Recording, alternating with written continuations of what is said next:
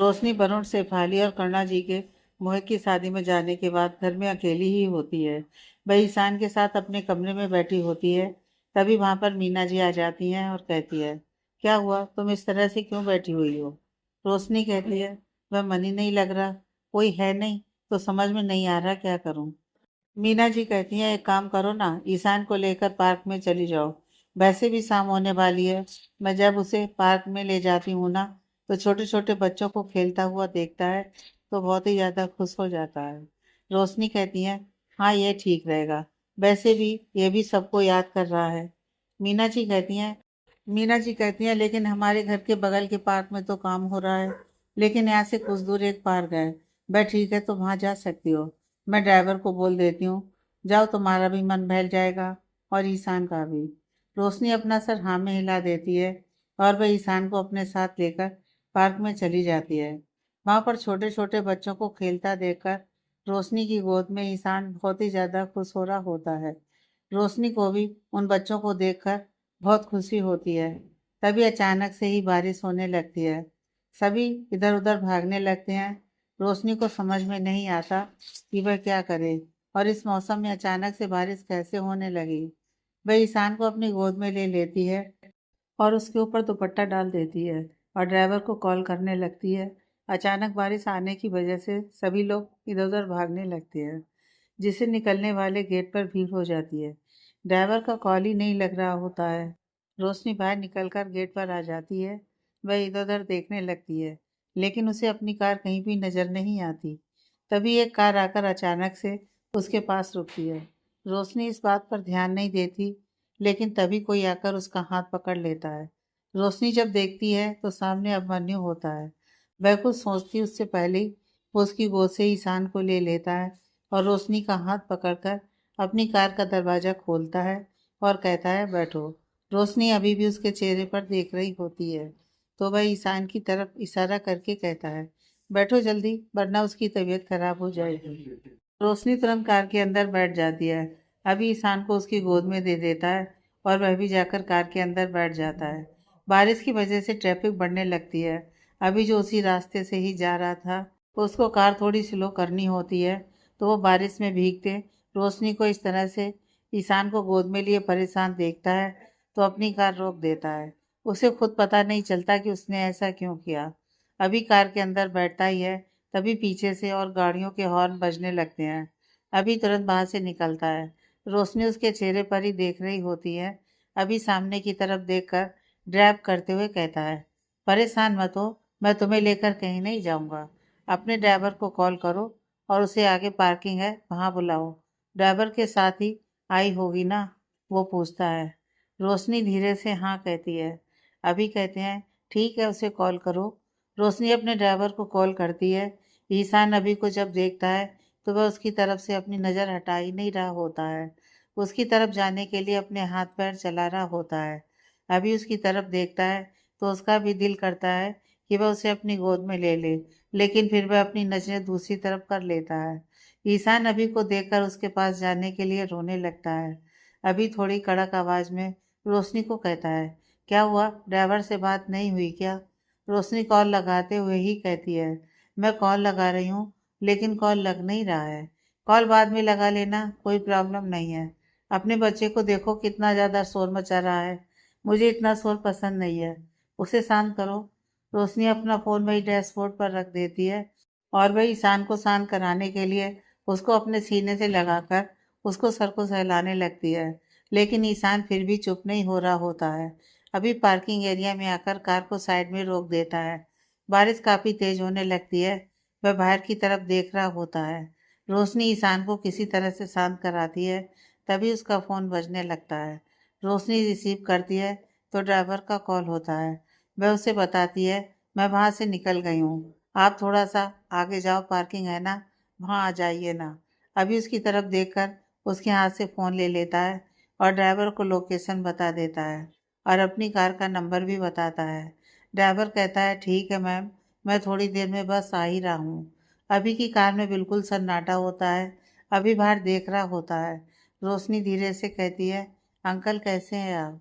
अभी कार के अंदर देखने लगता है, लेकिन बिना उसकी तरफ देखे हुए कहता है, बिल्कुल ठीक है। और आंटी? रोशनी पूछती है। वो भी ठीक है, अभी जवाब देता है।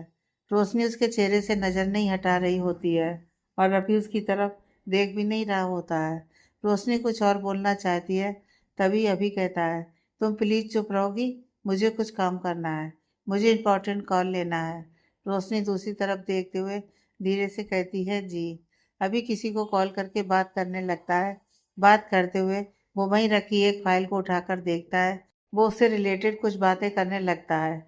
वो उनसे बात कर ही रहा होता है, तभी सलोनी का कॉल आता है। तो वह उस कॉल को कट कर देता है और सलोनी का कॉल रिसीव करता है।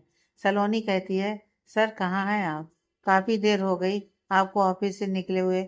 आप ऑफिस आएंगे ना? क्योंकि आगे भी आपकी कुछ मीटिंग शेड्यूल है। अभी अपना फ़ोन स्पीकर पर डालकर डैशबोर्ड पर रख देता है और कहता है, हाँ मैं बिल्कुल आऊँगा। वैसे मैंने तुम्हें जो डिटेल निकालने के लिए दिया था वह तुमने निकाल लिया है ना? सलोनी कहती है, हाँ सर। अभी कहता है, मैं उसी फाइल को देख रहा हूँ। तुम उसके जो भी अमाउंट है वह मुझे बता दो, ताकि मैं एक बार क्लियर कर सकूँ, क्योंकि यहीं से मुझे मीटिंग के लिए जाना है। सलोनी कहती है, ओके सर, मैं बता रही हूँ। वह सब कुछ अभी को बता देती है। अभी एक एक करके चेक कर लेता है और कहता है, गुड। सलोनी कहती है, सर आप कब तक आएंगे? आपने आज लंच भी नहीं किया है। प्लीज़ आप थोड़ी जल्दी ही आ जाइएगा, तभी हम लोग शाम को कुछ नाश्ता कर लेंगे।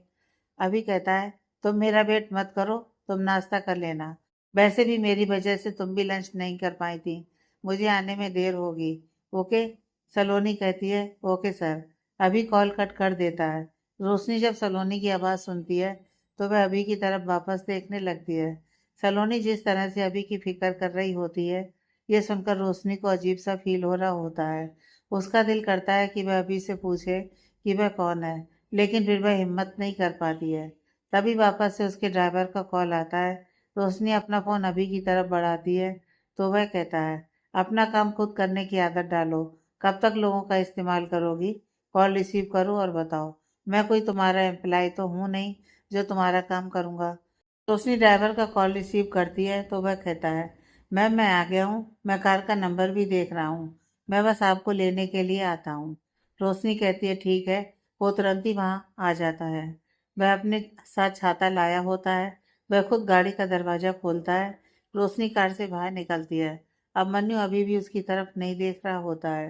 रोशनी की नज़रें उसी पर ही होती हैं। उसे इस बात की उम्मीद होती है कि अभी उसकी तरफ देखेगा, लेकिन जब वह उसकी तरफ नहीं देखता तो फिर वह धीरे से उसे थैंक यू कहती है और कार का दरवाज़ा बंद कर देती है। अभी अपने मिरर में उसे जाते हुए देख रहा होता है। उसके दोनों हाथ उसके स्टीयरिंग को मजबूती से पकड़े हुए होते हैं और हल्की सी उसकी आंखों में नमी भी होती है। वह कितनी कोशिश करता है कि वह बुरा फील नहीं करेगा, लेकिन जिस तरह से ईशान को अपने इतने करीब देखने के बाद भी उसने उसकी तरफ देखा भी नहीं, यह बात कहीं ना कहीं उसके दिल को बहुत ही ज़्यादा कचोट रही होती है। रोशनी जब घर आती है तो वह बहुत ही ज़्यादा अपसेट होती है। मीना जी कहती हैं, ये बिन मौसम की बरसात कैसे हो गई? मैं तो यही फिक्र कर रही थी कि कहीं तुम भीग ना जाओ। मुझे कहना ही नहीं चाहिए था तुम्हें जाने के लिए। रोशनी बिना किसी भाव के कहती है, कभी कभी बेमतलब का भी कहीं जाना अच्छा होता है। कोई भी मिल जाता है ना। आपने बिल्कुल सही किया। किस्मत भी कहीं से किसी को मिला देती है। मीना जी कहती हैं, क्या हुआ रोशनी? तुम ऐसी बातें क्यों कर रही हो? रोशनी कहती है, नहीं कुछ भी नहीं, मैं तो बस ऐसे ही बोल रही थी। भाई ईशान के कपड़े भी थोड़े गीले हो गए हैं और मैं भी गीली हो गई हूँ, तो आप उसके कपड़े चेंज करवा दीजिए, मैं चेंज करके आती हूँ। ठीक है। मीना जी ईशान को अपनी गोद में ले लेती हैं। रोशनी वहाँ से चली जाती है। वह अपने कमरे में आती है और अपना चेहरा शीशे में देखती है तो तेज तेज रोने लगती है और कहती है, आज अब मन्नू की ऐसी बेपरवाही पता नहीं क्यों मुझे इतनी तकलीफ दे रही थी। उन्होंने एक बार भी मेरी तरफ नहीं देखा, उन्होंने बात भी नहीं की, लेकिन इतनी नाराज़गी के बाद भी उन्होंने मेरी मदद की। क्यों हर बार उन्हें मेरा मददगार बनाकर भेज देते हैं, जबकि मैं हर बार उन्हें तकलीफ देती हूँ। आज उनका लिटिल मास्टर उनके इतने पास था, फिर भी उन्होंने उसकी तरफ भी नहीं देखा और इससे वह भी तकलीफ में होंगे, लेकिन सिर्फ मेरी वजह से उन्होंने ऐसा किया, सिर्फ और सिर्फ मेरी वजह से। काश मैंने यह फैसला नहीं लिया होता तो आज सब कुछ अलग होता, बहुत अलग होता। अभी को वैसे तो मीटिंग के लिए जाना होता है, लेकिन जिस तरह से रोशनी और ईशान को वह देखता है, उसके बाद उसका दिल बिल्कुल भी कहीं जाने का नहीं करता।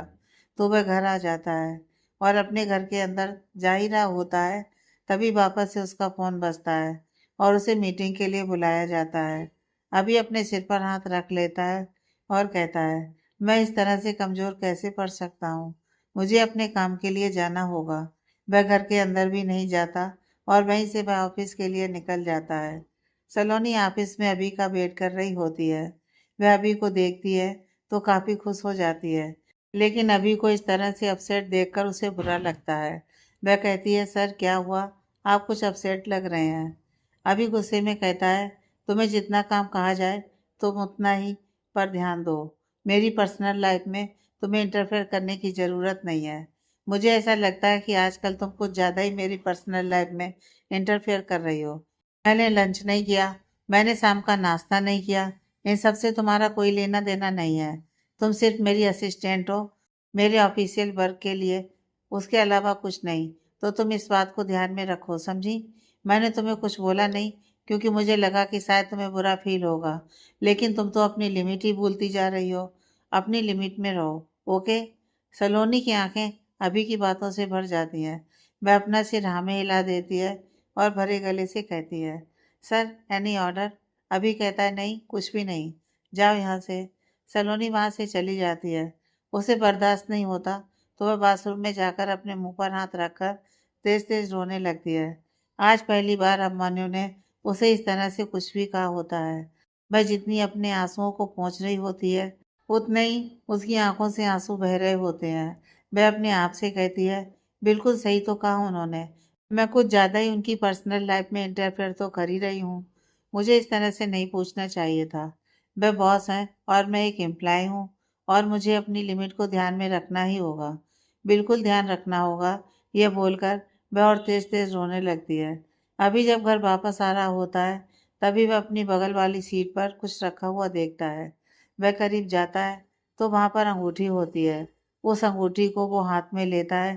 तभी उसे याद आता है कि यह तो रोशनी की अंगूठी है और शायद आज उसने इस अंगूठी को यहाँ पर खो दिया।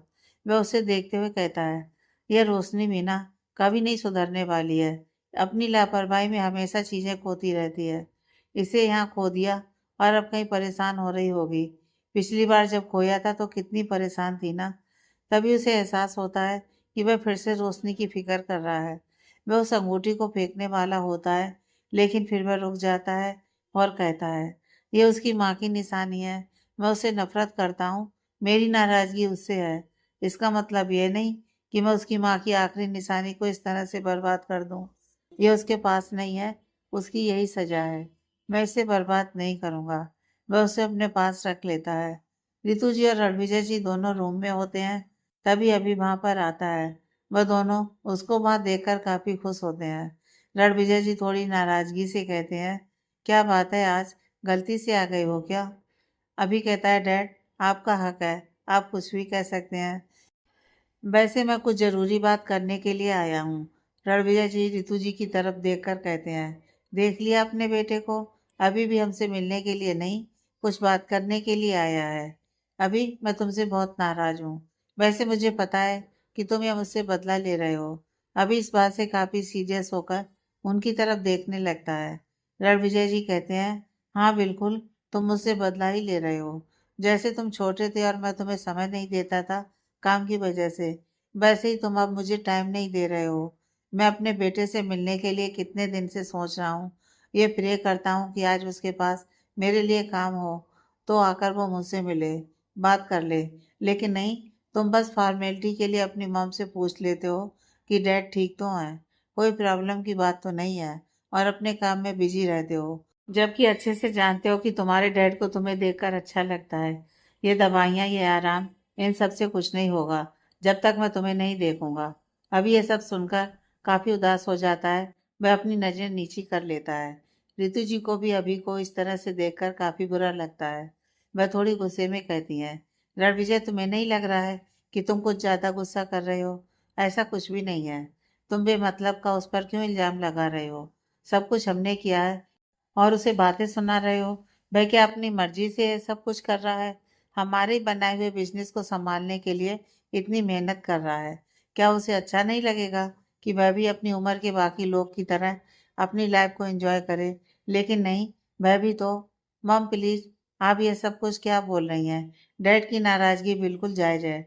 अभी उनकी बात को काटते हुए कहता है, क्योंकि उसे लगता है कि कहीं रितु जी गुस्से में उन्हें सारी बात बता ना दें, और इस वक्त उनके लिए कोई भी सच जानना बिल्कुल भी ठीक नहीं है।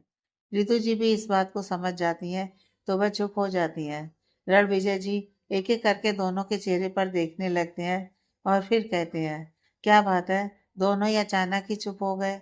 मैं तो चाहता हूँ कि मुझ पर थोड़ा गुस्सा करो, डांटो, लेकिन तुम लोग तो बिल्कुल ही नॉर्मल हो, और इसको देखो तो मुझ पर गुस्सा करती ही नहीं है। अभी कहता है, डैड ऐसा कुछ भी नहीं है। रणविजय जी कहते हैं, नहीं, अब मुझे बात समझ में आने लगी है। जरूर कुछ ना कुछ गड़बड़ तो है जो तुम लोग मुझसे छुपाने की कोशिश कर रहे हो। रितु जी कहती है, मैं बताती हूँ ना, तुम थोड़े से बीमार हो। डॉक्टर ने कहा कि थोड़ा ध्यान रखो, इसीलिए मैं अपने गुस्से पर कंट्रोल करती हूँ। वरना तुम जितनी बकवास करते हो ना, मेरा दिल करता है कि। क्या दिल करता है तुम्हारा?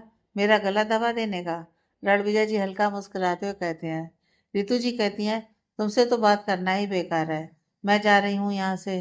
रितु जी वहां से जाने लगती हैं, तो अभी उनका हाथ पकड़ लेता है और कहता है, मॉम प्लीज, मुझे कुछ ज़रूरी बात करनी है। रितु जी कहती हैं, हाँ तुम बोलो। रणविजय जी कहते हैं, थोड़ा उसको बैठने के लिए भी बोल दो, हमेशा वह ऐसे ही जल्दीबाजी में रहता है। कम से कम मेरी कुछ बकवास करने से ही तो कुछ देर के लिए हमारे पास रुक गया ना।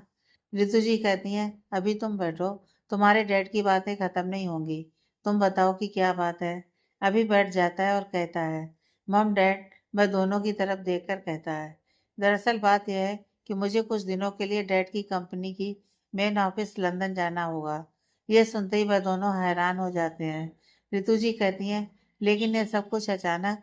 अभी कहता है, वहाँ मेरा जाना बहुत ज़्यादा ज़रूरी है। उसके ऐसे बोलते ही रितु जी समझ जाती हैं कि ज़रूर वहाँ के मैटर को सॉर्ट करने के लिए अभी जाने की बात कर रहा है। रितु जी कहती हैं, ठीक है, अब जाना ज़रूरी है, तो मैं क्या कहूँगी। रणविजय जी कहते हैं, लेकिन मैं तुम्हें इसकी परमिशन बिल्कुल भी नहीं दूंगा। यहाँ पर तुम होते हो तब तो तुमसे मिलना इतना मुश्किल है, लेकिन मैं इस बात से तसल्ली कर लेता हूँ कि चलो हो तो यहीं, लेकिन तुम वहाँ जाओगे तो फिर कितना समय लगेगा वापस आने में। मैं जानता हूँ एक बार वहाँ जाने के बाद बिल्कुल समय नहीं मिल पाता है। नहीं, मैं तुम्हें नहीं जाने दूंगा वहाँ पर। वहाँ जो कुछ भी है वह सब धीरज संभाल लेगा ना। तुम बात कराओ मेरी उससे। मैं नहीं हूँ वहाँ तो वह अपनी मन मर्जी कर रहा है। मैंने उससे पहले ही कह दिया था कि मैंने अपना बहुत समय दे दिया है। अब मन्नू कम से कम वहाँ ऑफिस में नहीं आएगा, तो जो भी होगा तुम संभाल लेना। फिर भी वह नहीं मान रहा है। अभी उनके करीब आकर बैठ जाता है और उनका हाथ अपने हाथ में ले लेता है और कहता है, डैड कोई बात नहीं, उनसे नहीं होने वाला है, तभी तो उन्होंने मुझे बुलाया है ना, और ज़्यादा समय नहीं लगेगा। प्रॉमिस मैं जल्दी वापस आ जाऊंगा। रणविजय जी उदासी से कहते हैं, अभी मैं भी ऐसे ही वादे करके जाता था, और मुझे पता है कि इन बातों का क्या मतलब होता है। वहाँ जाओगे अपनी मर्जी से, लेकिन काम से फ्री होगे तभी लौट पाओगे, और वह इतनी जल्दी नहीं होगा। मैं नहीं जाने दूंगा, बस बात खत्म। अभी रितु जी को इशारा करता है, तो रितु जी कहती हैं, रणविजय जिद मत करो ना, वह जल्दी ही काम खत्म करके आ जाएगा। उसका खुद भी तो मन हमारे बिना नहीं लगता है।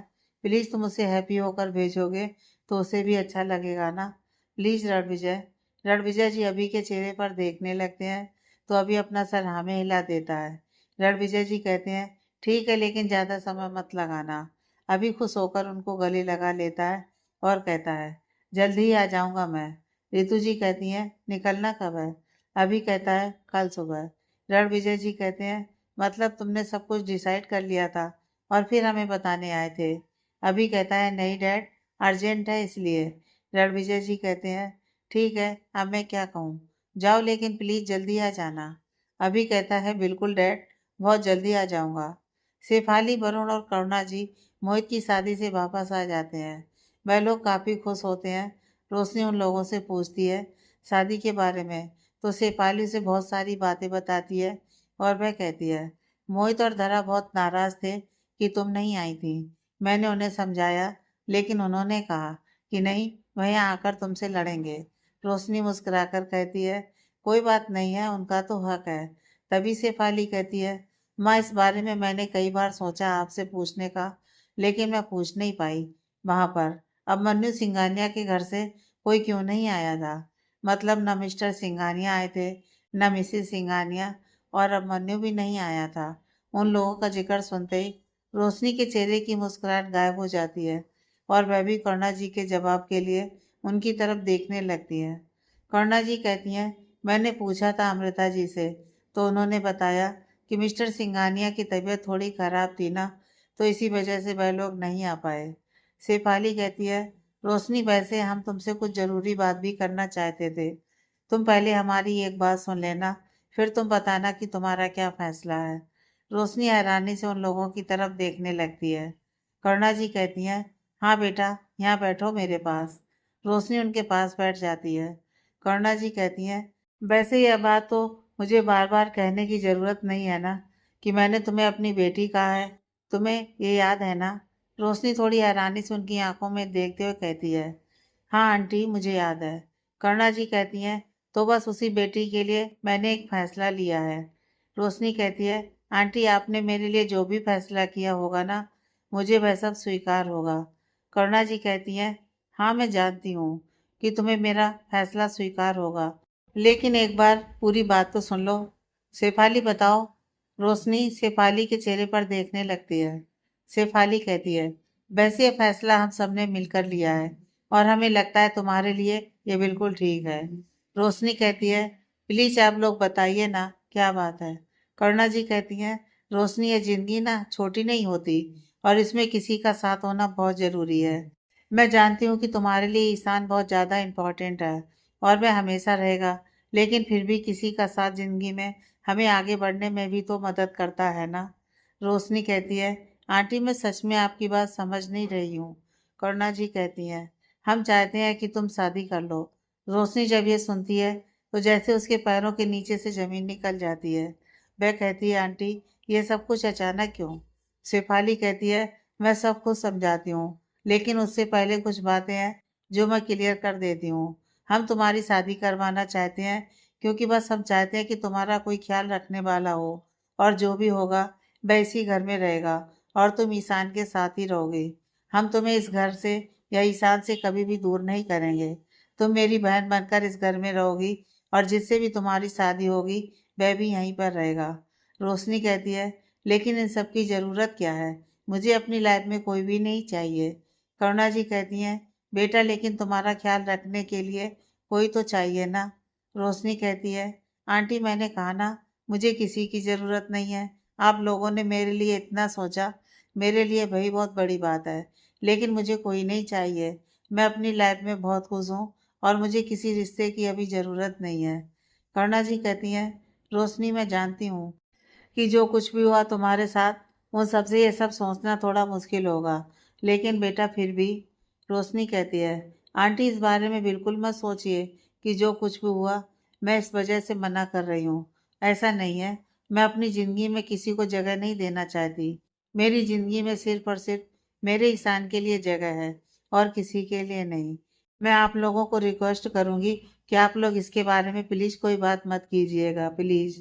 सभी उसकी तरफ देखने लगते हैं। रोशनी कहती है, मैं आती हूँ। उठकर वहां से चली जाती है। शेफाली कहती है, माँ वह तो शादी के लिए तैयार ही नहीं है। करुणा जी कहती हैं, ऐसा तो नहीं है कि वह किसी को पसंद करती हो इसलिए। शेफाली कहती है, नहीं माँ, अगर ऐसा होता तो वह यह बात कहती नहीं।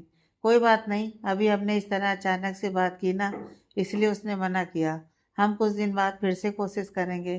करुणा जी कहती हैं, ऐसे सच कहूँ तो मुझे उसकी आंखों में देखकर ऐसा लगता है जैसे वह इस बात के लिए कभी तैयार नहीं होगी। उसने कहा तो कि ईशान उसके लिए सबसे ज़्यादा ज़रूरी है, इसलिए। शेफाली कहती है, हाँ लेकिन फिर भी ऐसा लगा जैसे उसने कुछ छुपाने की कोशिश की है।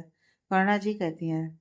शेफाली कहती है, नहीं माँ, ऐसा कुछ नहीं है। हम कुछ दिन बाद फिर कोशिश करेंगे। आपने जिनसे रोशनी के रिश्ते की बात की थी, आप उनको मना कर दीजिए, क्योंकि किसी को इस तरह से इंतजार में रखना ठीक नहीं है। करुणा जी कहती हैं, हाँ तुम बिल्कुल ठीक कह रही हो। रोशनी अपने कमरे में आ जाती है उसकी आंखों में आंसू भरे हुए होते हैं। वह अपने आंसुओं को पोंछते हुए कहती है, नहीं, मैं अपनी जिंदगी में किसी को भी जगह नहीं दे सकती। मेरे लिए ये कर पाना बिल्कुल भी आसान नहीं होगा। अब मनु ने सलोनी को जिस दिन से डांटा होता है कि वह अपनी लिमिट में रहे, उस दिन से सलोनी थोड़ा कम ही अब मनु के आसपास रहती है। लेकिन फिर भी उसका दिल अब मनु से बात करने को लेकर, उसके बारे में जानने को लेकर हमेशा ही बेचैन रहता है। सलोनी को किसी एम्प्लॉय से पता चलता है कि अब मनु लंदन जा रहे हैं और कब वापस आएंगे इसके बारे में कुछ भी पता नहीं है। ये सुनने के बाद वह अपने आप को रोक नहीं पाती है और वो अब मनु के केबिन में चली जाती है। अब मनु जब उसको देखता है तो कहता है, अच्छा हुआ सलोनी तुम आ गई, मुझे कुछ जरूरी बात करनी थी तुमसे। सलोनी कहती है, यस सर, कहिए ना। अभिमन्यु कहता है, मैं लंदन जा रहा हूँ। कितने दिन लगेंगे वापस आने में मुझे कुछ पता नहीं है। 1 महीना, 6 महीना या साल भी लग सकते हैं। लेकिन मैं चाहूंगा कि मेरी गैर मौजूदगी में भी तुम मुझे असिस्ट करो। मीन्स यहाँ की सारी डिटेल मुझे तुमसे चाहिए होगी और जैसे तुम यहाँ काम करती हो वैसे ही आगे भी करोगी। मैं तुमसे इतनी उम्मीद कर सकता हूँ ना। सलोनी मुस्कुराकर अपना सिर हाँ में हिलाती है और कहती है, सर आपने मुझ पर इतना भरोसा किया, मेरे लिए ये बहुत बड़ी बात है। मैं वादा करती हूँ मैं आपका ये भरोसा नहीं तोड़ूंगी। अभिमन्यु अपना सिर हाँ में हिला देता है और अपनी फाइल को देखने लगता है। सलोनी अभिमन्यु के चेहरे पर ही देखकर अपने मन में कहती है, आप यहाँ से जा रहे हैं ये तो मेरे लिए बहुत मुश्किल है। मैंने तो सोच लिया था कि मैं भी यहाँ से रिजाइन कर दूंगी, क्योंकि किसी ने मुझे कहा था कि अब आप वहीं रहेंगे, लेकिन आपने मुझ पर भरोसा किया और मुझे कहा कि मैं आपकी गैर मौजूदगी में यहाँ सब कुछ संभाल लूँ। मैं सच में आपको कभी भी निराश नहीं करूँगी। 2.5 साल बाद रोशनी, जिसने पूरा सफ़ेद सूट पहना हुआ होता है, वह काफ़ी जल्दीबाजी में इधर से उधर जा रही होती है और हाउस वाइफ को गाइड कर रही होती है और कहती है, पूजा की सारी तैयारियां हो गई है ना? पंडित जी भी किसी वक्त आने वाले होंगे। सब कुछ ठीक से रख दिया है ना? हाउस हेल्प कहती है, जी। तभी वहां पर पंडित जी आ जाते हैं। रोशनी उनको देखती है तो धीरे से कहती है, पंडित जी, पूजा की सारी तैयारियां हो गई हैं, आप आइए। पंडित जी कहते हैं, हाँ ठीक है, चलिए। वह लोग हॉल में वहां आ जाते हैं। वहां पर करुणा जी अपनी नजर नीचे किए हुए बैठी हुई होती हैं। उनकी आंखों में आंसू भरे हुए होते हैं। रोशनी उनके पास बैठकर उनके कंधे पर हाथ रखती है तो वह उसकी तरफ देखने लगती हैं। रोशनी कहती है, माँ, पंडित जी आ गए हैं। करुणा जी अपना सिर हाँ में हिलाती हैं और पंडित जी को हाथ जोड़कर नमस्ते करती हैं। तभी वहां पर मोहित और धरा भी आ जाते हैं। उनके साथ एक बहुत ही सुंदर सा 3 साढ़े 3 साल की उम्र के आसपास का थोड़ा सा दुबला लेकिन बहुत ही प्यारा बच्चा आता है। छोटी छोटी भूरी आंखें, थोड़े बड़े बड़े काले बाल, जिसके एक दो लटें उसके सिर से आगे आंखों के थोड़े ऊपर तक लटके होते हैं। उसने भी सफेद कुर्ता पैजामा पहना हुआ होता है। मोहित ने उसकी उंगली पकड़ी होती है। रोशनी को देखते ही वह मुस्कुराता है और कहता है, मम्मा। रोशनी उसकी तरफ देखकर कहती है, यहाँ आओ। वह रोशनी के पास जाता है। पंडित जी कहते हैं, अब हमें पूजा में और देर नहीं करनी चाहिए। रोशनी अपना सिर हाँ में हिलाती है। वह मोहित को इशारा करती है तो वह वहां जाकर जो एक तस्वीर रखी होती है उसके ऊपर से कपड़ा हटाता है। वो वरुण और शेफाली की तस्वीर होती है और उस पर हार चढ़ा हुआ होता है। पंडित जी कहते हैं, पूजा की विधि कौन करेगा? रोशनी ईशान को अपनी गोद में बिठाकर कहती है, शेफाली और वरुण का बेटा ईशान। पंडित जी कहते हैं, ठीक है, आप बच्चे को लेकर आगे आ जाइए। वह लोग आगे आकर बैठ जाते हैं और पूजा शुरू करते हैं। कुछ देर बाद पूजा खत्म हो जाती है। पंडित जी वहां से चले जाते हैं। सभी चुपचाप बस बैठे होते हैं। ईशान अपनी माँ के गाल को छूकर बहुत ही मासूमियत से कहता है, मम्मा आप सैड क्यों हैं? रोशनी उसकी हथेली को चूमती है और कहती है, बिल्कुल सैड नहीं हूँ, आप जाओ, जाकर खेलो। ईशान वहां से एक हाउस हेल्प के साथ चला जाता है। करुणा जी अभी भी उस तस्वीर की तरफ देख रही होती है। उनकी आंखों में आंसू भरे हुए होते हैं। रोशनी उनका हाथ पकड़ लेती है और कहती है, माँ चलिए, कमरे में चलकर आराम कर लीजिए। करुणा जी कुछ भी नहीं कहती हैं और वह वहां से खड़ी हो जाती हैं। रोशनी उनको कमरे में छोड़कर वापस आ जाती है और उनकी तस्वीर के पास बैठ जाती है और कहती है, तुम दोनों को गए हुए पूरे 1 साल हो गए हैं आज, लेकिन ऐसा लग रहा है जैसे आज भी तुम लोग यहीं पर मौजूद हो। काश उस दिन तुम लोग नहीं गए होते और वह कार एक्सीडेंट ना हुआ होता तो तुम लोग भी आज हमारे साथ होते और सब कुछ कितना अच्छा होता। तभी दरा रोशनी के कंधे पर हाथ रखती है रोशनी अपने आंसू को पोंछती है और खड़ी हो जाती है और कहती है, धरा तुम माँ को कुछ खिला देना, मैं ऑफिस के लिए निकलती हूँ। ठीक है। धरा कहती है, दीदी आप अपनी तकलीफ को छुपाकर सब कुछ कितने अच्छे से संभाल रही है ना। रोशनी उसके हाथ पर हाथ रखकर कहती है, कुछ नहीं संभाल रही हूँ मैं, मेरे लिए भी ये सब बहुत मुश्किल है। बस माँ को किसी तरह से संभाल पाऊँ तो मेरे लिए बहुत बड़ी बात होगी। तुम उनके साथ ही रहना, ठीक है। यह बोलकर वहाँ से चली जाती है। धरा कहती है, ये जिंदगी भी कैसी है ना, जिन्होंने इनको बर्बाद करने में कोई भी कसर नहीं छोड़ी, आज ये उनके पूरे परिवार का सहारा है। सच में किस्मत के लिखे को कोई भी नहीं समझ सकता और ना ही कोई टाल सकता है। रणविजय जी काफी बेचैनी से अपने हॉल में इधर से उधर टहल रहे होते हैं। रितु जी फोन पर बात करते हुए वहां आती हैं और कहती हैं, क्या बात है, तुम्हारे इस तरह से टहलने से वह आ तो जाएगा नहीं, जब समय होगा तभी तो वह आएगा। रणविजय जी कहते हैं, हाँ तो 5 मिनट तो हो गए हैं।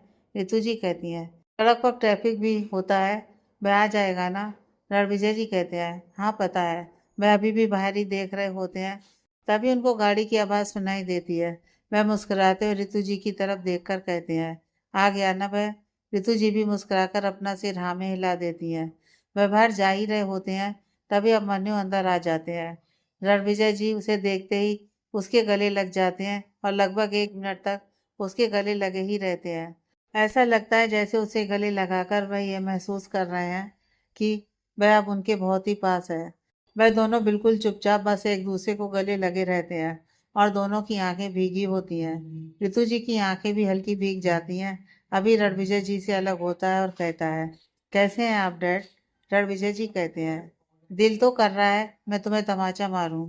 क्या कहकर गए थे कि कुछ दिन में आ जाऊंगा और पूरे 2.5 साल बाद वापस आ रहे हो। ऐसा भी कोई करता है क्या। अभी मुस्कुरा देता है लेकिन उसकी आंखें भी भीगी हुई होती हैं। रणविजय जी वापस उसको गले लगा लेते हैं और फिर अलग होकर उसके गाल पर हाथ रखकर कहते हैं, तुम ठीक तो हो ना। अभी अपना सिर हाँ में हिला देता है। रणविजय जी कुछ कह रहे होते हैं, तभी ऋतु जी कहती है, मैं भी यहीं पर हूँ। अभी ऋतु जी के भी गले लग जाता है। वह धीरे से कहती हैं, कैसे हो। अभी कहता है, बिल्कुल ठीक हूँ मम, और आप लोगों से मिलकर और भी ज्यादा ठीक हो गया हूँ। रणविजय जी कहते हैं, अगर तुम नहीं आते ना आज तो मैं वहां पर आ जाता, पता है तुम्हें। अभी मुस्कुराते हुए कहता है, तभी तो आया हूँ और आपके लिए एक गिफ्ट भी लाया हूँ। रणविजय जी हैरानी से उसकी तरफ देखते हैं तो वह अपने हाथ में लाए हुए फाइल को उनको देता है। रणविजय जी उसको देखते हैं और फिर चौंकते हुए कहते हैं, तुमने हमारी कंपनी के 100% शेयर अपने नाम करवा लिए हैं। अभी अपना सिर हाँ में हिला देता है। रणविजय जी एक बार फिर उसको गले लगा लेते हैं और कहते हैं, एक तो तुमने वापस आकर मुझे खुशी दी है और दूसरी खुशी ये तुमने करके दिया है। मैं सच में बहुत प्राउड फील कर रहा हूँ। ऋतु जी भी अभी के गाल पर हाथ रखकर कहती हैं, आई am very proud of you. अभी कहता है, मम ये आप लोगों की वजह से ही तो हो पाया है।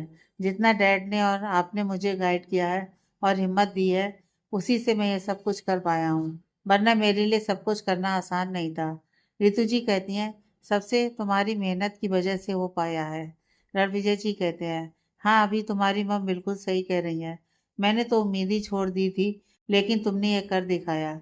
अभी मुस्कुराकर उन दोनों को एक साथ ही गले लगा लेता है। अभी अपने रूम में आ जाता है।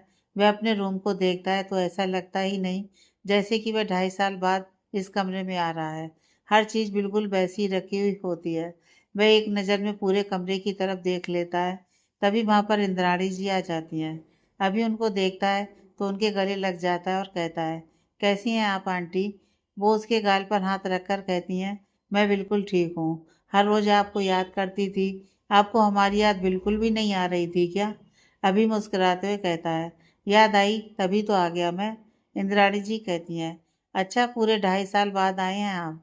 अभी कहता है, लेकिन मेरे कमरे को देखकर तो ऐसा लग रहा है जैसे कल ही गया था मैं। इंद्राणी जी कहती है, मैं बस इंतजार में थी कि आप आ जाएंगे, तो फिर किसी तरह से आपको ये तो नहीं लगना चाहिए ना कि आपकी गैर मौजूदगी में किसी ने इस कमरे का ध्यान नहीं दिया। वैसे सच कहूँ तो मैडम और सर ने आपको बहुत ज़्यादा याद किया है। ऐसा एक दिन भी नहीं गया होगा जब वो लोग इस कमरे में नहीं आए होंगे। हर रोज़ इस कमरे में आकर बैठते थे। ऐसा लगता था जैसे कि आपकी मौजूदगी को महसूस कर रहे हो। अभी की आंखें भीग जाती हैं।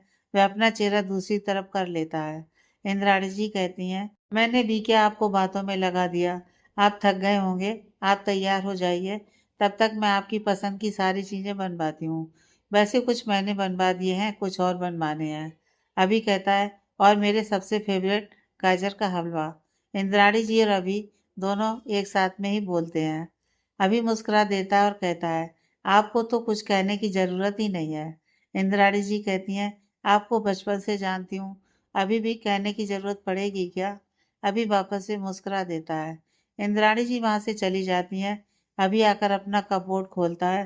तभी उसकी नज़र सबसे आगे रखी उस टेडी बियर पर जाती है, जिसको उसने कितने सालों से संभाल कर रखा होता है। वह उसे निकाल लेता है और अपने सीने से लगा लेता है और कहता है, कुछ बातें कभी नहीं भूली जाती, चाहे कितने भी साल क्यों ना हो जाएं। 2.5 साल हो गए मुझे इस शहर से गए, लेकिन फिर भी मेरे लिटिल मास्टर की यादें मुझसे दूर नहीं हुई हैं। एक पल के लिए भी मैं उसे भूल नहीं पाया। वो तुरंत अपना फ़ोन निकालता है और उसमें जो उसने ईशान की तस्वीर ली हुई होती है, उसे देखकर कहता है, लिटिल मास्टर, अब तो तुम कितने बड़े हो गए होगे ना। पहले तो तुमने मुझे पहचान लिया था, लेकिन अब शायद तुम मुझे नहीं पहचान पाओगे और हमारी मुलाकात भी शायद नहीं हो पाएगी। लेकिन मैं तुम्हें कभी भी नहीं भूल पाऊंगा, कभी भी नहीं। अभी उस तस्वीर को चूम लेता है और अपने सीने से लगाकर कहता है, तुम बस खुश रहो जहाँ भी रहो। वो वापस से टेडी बियर को कपबोर्ड में डाल देता है और अपने फ़ोन को टेबल पर रखकर अपना ड्रेस निकाल कर वह रेडी होने के लिए चला जाता है। थोड़ी देर बाद नीचे हॉल में आता है। रणविजय जी और रितु जी उसको देखती हैं, तो रितु जी कहती हैं, अभी तुम आज ही तो आए हो और अब ये रेडी होकर कहाँ निकल रहे हो? अभी कहता है, मेरे आने से पहले की सारी शेड्यूल बुक है। मुझे ऑफिस जाना है, अपने सारे अपॉइंटमेंट देखने हैं। मेरी गैर मौजूदगी में मेरे जितने भी एम्प्लॉयज़ ने मेरा साथ दिया है, उन सबको थैंक यू भी तो बोलना है। रणविजय जी कहते हैं, तो ये सब कल भी हो सकता है ना? अभी कहता है, आई नो डैड कि आप लोग मेरे साथ टाइम स्पेंड करना चाहते हो, बट मुझे थोड़ा सा और समय चाहिए। मैं यह सब कुछ जल्दी ही सॉर्ट आउट कर लूँगा। ऑफिस का जितना काम है वह ख़त्म करके 1-2 दिन बाद मैं पूरा फ्री हो जाऊँगा। ओके? रणविजय जी मुस्कुराकर कहते हैं, ठीक है, लेकिन इंद्राणी ने तुम्हारे लिए इतना कुछ बनवाया है, वह सब कुछ तो पहले खा लो, उसके बाद जाना। अभी कहता है, हाँ, वह तो मैं खाकर ही जाऊँगा। मैंने यह सब कितना मिस किया है, ये मैं आप लोगों को बता भी नहीं सकता। रितु जी कहती हैं, हाँ, हम जानते हैं। चलो आओ, पहले कुछ खा लो, बातें बाद में करना। अभी मुस्कुराते हुए अपना सिर हाँ में हिला देता है। सलोनी बहुत ही ज़्यादा एक्साइटमेंट से अब मन्नू का वेट कर रही होती है। उसके साथ काम करने वाली उसकी कलीग आकांक्षा कहती है, क्या बात है, आज तो तू कुछ ज़्यादा ही बेचैन लग रही है। सलोनी कहती है, आज अब मन्नू सर वापस आ रहे हैं, पूरे 2.5 साल के बाद उन्हें देखूंगी। आकांक्षा कहती है, झूठ क्यों बोल रही है, हर रोज़ तो देखती ही है। सलोनी हैरानी से उसकी तरफ देखने लगती है, तो आकांक्षा कहती है, अपने सपनों में देखती है ना। सलोनी शर्माते हुए अपनी नज़र नीचे कर लेती है और कहती है, कुछ भी क्यों बोल रही है तू? आकांक्षा कहती है, इतने एक्साइटेड तो सर के फैमिली वाले भी नहीं होंगे जितनी तू है। वैसे कब तक आएंगे, कुछ पता चला क्या? सलोनी कहती है, उनके टाइम के अनुसार वह बस यहाँ पहुँचने ही वाले होंगे। तभी वहाँ मन्नू आ जाता है। सबने उसके वेलकम के लिए कुछ तैयारी कर रखी होती है। अभी यह सब कुछ देखकर काफ़ी हैरान होता है। सलोनी वहाँ पास में जाती है और कहती है, सर आप इतने दिनों बाद वापस आ रहे हैं, तो बस हम सबकी तरफ से छोटा सा वेलकम प्लीज़ एक्सेप्ट कीजिए। वह अपने हाथों से एक बुके उठाकर देती है। अभी मुस्कुराते उसे बुके को ले लेता है और कहता है, वैसे आप लोगों को मेरे लिए सब कुछ करने की ज़रूरत नहीं है। उल्टा मैं आप लोगों का बहुत थैंकफुल हूँ कि मेरी गैर मौजूदगी में भी आप लोगों ने सब कुछ इतने अच्छे से संभाला है और हमारी कंपनी बहुत अच्छा परफॉर्म कर रही है। सभी इस बात पर ताली बजाने लगते हैं। अभी उन सबकी तरफ देखकर कहता है, थैंक यू वंस अगेन। वह अपने केबिन में आ जाता है। सलोनी भी उसके पीछे आती है। अभी अपनी चेयर पर बैठ जाता है और सलोनी की तरफ देखकर कहता है, सलोनी सबसे ज़्यादा तो मैं तुम्हारा थैंकफुल हूँ। तुमने बहुत अच्छे से सब कुछ संभाला है। कहने को तो तुम मेरी असिस्टेंट हो, बट तुमने जितना अच्छे से संभाला है ना, बिल्कुल मेरी पार्टनर की तरह। I am very impressed with you. इतने लंबे समय तक इस तरह काम करना is such a big thing, thank you. Saloni ने बिल्कुल एक्सपेक्ट नहीं किया था कि अभी उसे ऐसा कुछ कहेगा। वह बस चुपचाप उसके चेहरे पर देख रही होती है। अभी कहता है, क्या हो गया, कहाँ खो गई? वह मेरी मीटिंग वगैरह है जो है उनके शेड्यूल दे दो। सलोनी कहती है, सर वो मेरे डेस्क पर है, मैं लेकर आती हूँ। अभी कहता है, ओके। वह फाइल देखने लगता है। सलोनी लगभग भागते हुए वहां जाती है और उसकी धड़कनें काफ़ी तेज हो रही होती हैं। वह अपनी जगह पर बैठ जाती है तो आकांक्षा कहती है, क्या हो गया? सर को इतने दिनों देखने के बाद तेरी धड़कनें तेज हो गई हैं क्या?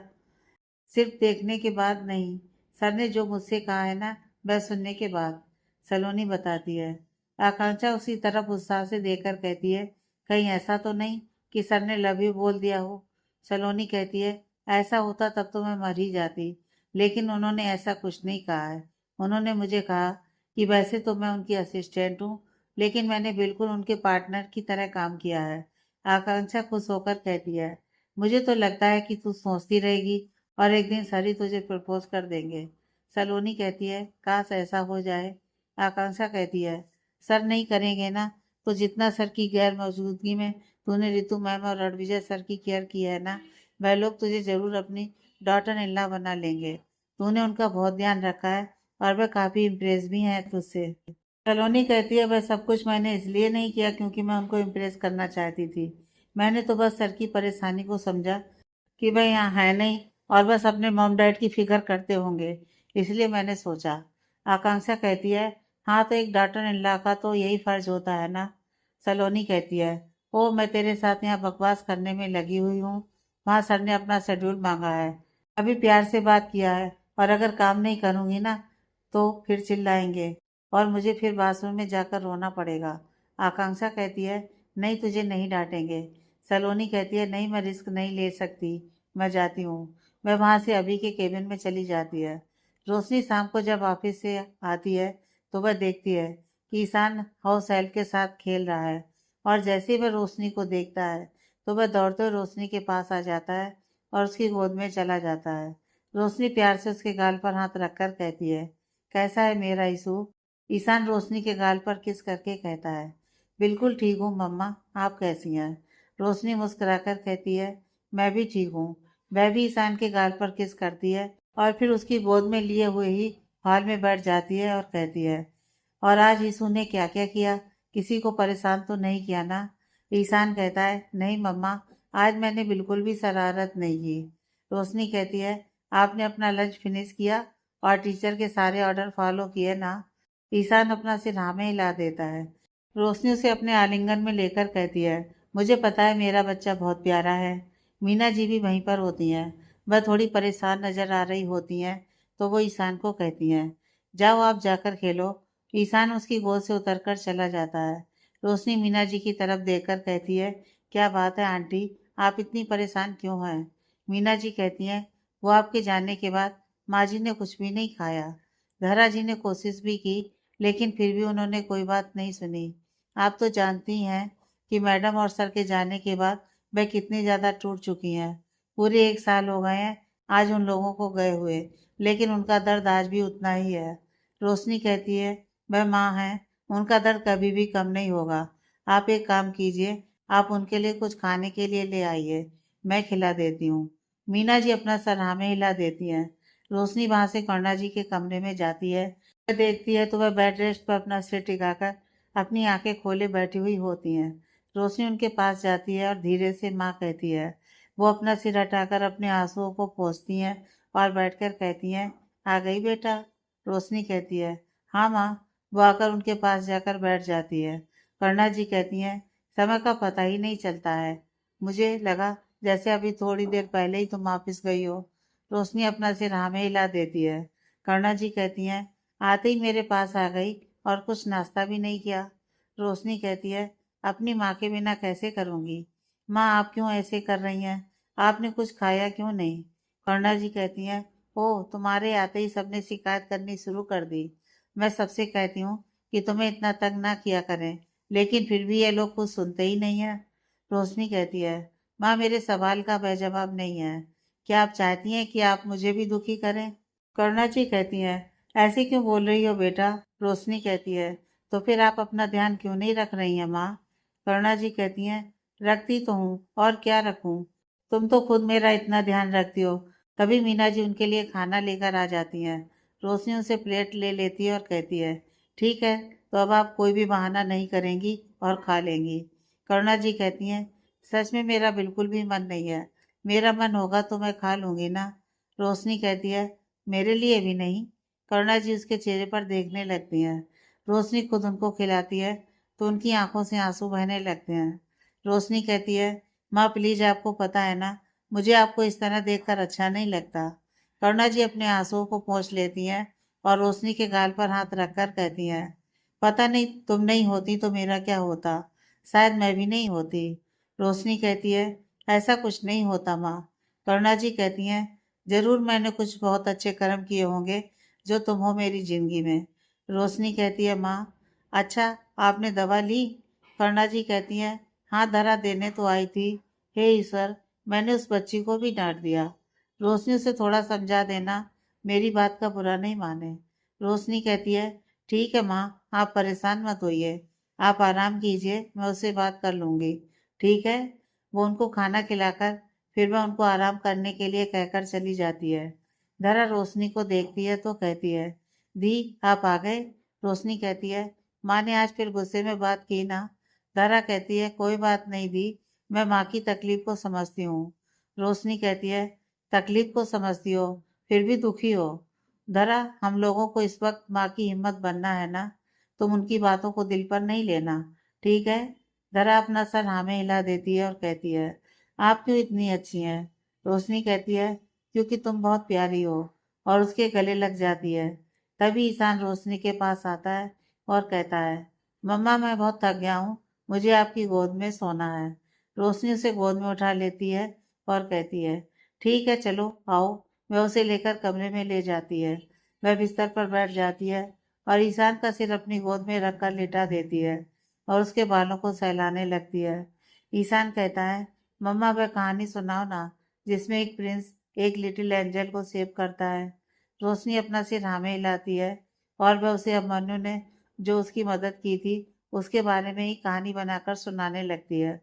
थोड़ी देर बाद ईशान सो जाता है। रोशनी उसके चेहरे पर देखकर अपने मन में कहती है, अभिमन्यु, मैं जानती हूँ कि आज भी आप मुझसे बहुत नफरत करते होंगे, लेकिन उसके साथ मुझे ये भी पता है कि आपके दिल में आज भी ईशान के लिए उतना ही प्यार होगा। काश मैं आपके साथ भी अच्छा कर पाती और आपसे माफ़ी ले पाती अपनी गलतियों के लिए। अब मन्नू जब ऑफिस से वापस आता है तो वहाँ पर समीर और कशिश दोनों होते हैं। अभी उन दोनों को देखता है तो बहुत ही ज़्यादा खुश हो जाता है और मुस्कुराते हुए एक एक करके उनके गले लग जाता है और कहता है, कैसे हो तुम लोग? समीर कहता है, हम लोग तो बिल्कुल ठीक हैं, तू अपना बता ना, कैसा है? अभी कहता है, बहुत अच्छा हूँ और यहाँ आकर और अच्छा हो गया हूँ। कशिश कहती है, अच्छा तो हो, लेकिन तुम्हें पता है हम लोग यहाँ पर तुमसे मिलने नहीं आए हैं, बल्कि तुमसे लड़ने के लिए आए हैं। अभी अपना सिर हल्का झुका लेता है और कहता है, मुझे पता है कि तुम लोग मुझसे लड़ने के लिए आए हो और उसका तुम लोगों को पूरा हक भी है। तो तुम लोग जैसे चाहो वैसे मुझे डांट सकते हो, झगड़ सकते हो, जो चाहे कर सकते हो। समीर कहता है, हमें हमारा हक मत समझा, हमें सब पता है। रणविजय जी कहते हैं, वैसे मैंने बहुत लोगों की दोस्ती देखी है, मेरी खुद भी काफ़ी अच्छी दोस्ती रही है, लेकिन तुम लोगों की दोस्ती ना मुझे आज तक समझ में नहीं आई। अभी की मौजूदगी में तुम लोगों ने सगाई कर ली। अभी यहाँ नहीं था तब उसने तुम लोगों को फोर्स किया तो तुम लोगों ने शादी भी कर ली, लेकिन अपना रिसेप्शन नहीं किया है क्योंकि तुम्हें तुम्हारा दोस्त चाहिए था। समीर और कशिश मुस्कुराने लगते हैं और अभी कहता है, डैड, कितनी बार इसे समझाया लेकिन ये मेरी बात सुनता ही नहीं है। रितु जी कहती है, मैंने भी कहा था लेकिन ये नहीं माना। रणविजय जी कहते हैं, मैंने तो उसे कितना अच्छा आइडिया दिया था, मेरी बात अगर मान लेता तो फिर उसे आज तक इंतजार करना नहीं पड़ता। समीर कहता है, अंकल, आपने जो मुझसे करने को कहा था ना, अगर मैं करता तो फिर तो हो गया होता। अभी हैरानी से पूछता है, क्यों, डैड ने ऐसा भी क्या कह दिया था? समीर कहता है, अंकल ने कहा था कि मैं रिसेप्शन रख दूं और तुझे बताऊं तो तू ये जानने के बाद आ जाएगा। मैं जानता था कि तू तो आएगा नहीं, इसलिए मैंने उनकी बात नहीं सुनी। अभी कहता है, वैसे डैड की बात सच भी हो सकती थी। समीर कहता है, हाँ, मुझे अच्छे से पता है। रितु जी कहती हैं, तो अब तो बताओ कि पार्टी कब रख रहे हो शादी तो 6 महीने पहले ही कर ली तुम लोगों ने। कशिश कहती है, बस वही तो अभी से पूछने के लिए आए थे कि ये कब फ्री है, क्योंकि हमें ये तो चाहिए ही है हमारी रिसेप्शन में।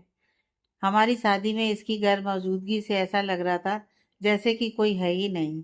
समीर कहता है, वो तो फैमिली का प्रेशर था, और उसने भी मुझे अपनी कसम दे दी थी, वरना मैं तो शादी भी नहीं कर रहा था, और इसमें कशिश भी मेरा पूरा साथ दे रही थी।